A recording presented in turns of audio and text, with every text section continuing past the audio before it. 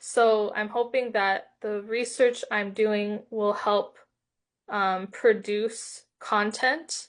So that's probably what advice I'd give to like new writers or series writers is if you get stuck, just research more and try to rely on things you do know, like write what you know type of thing. Um, and also, there's so many resources. I once saw a book that was Save the Cat horror edition. And so there's different books out there that can help you write your first horror novel or write your first romance. And I even found online a beat sheet for a romance or a romantic comedy. So it kind of helps me look at the structure and input what I want to write about.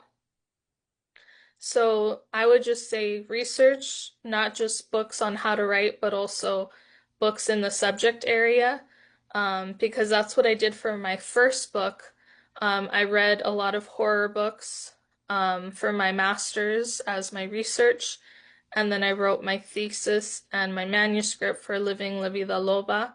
So I think those are good places to start if you're writing or wanting to write. Yeah, and the way that you use settings also to kind of reflect Selena's internal struggles at the time is really good between book one and book two. So even like it seems like you can also like use the setting to kind of almost be a beat sheet too, like Yeah, um, more public spaces, they're not going to have the deep conversations that they might have in more private places. Like I'm yeah, thinking of like when they're at the maybe uh senior center, they yeah, move to like a more intimate coffee shop to have a deeper conversation.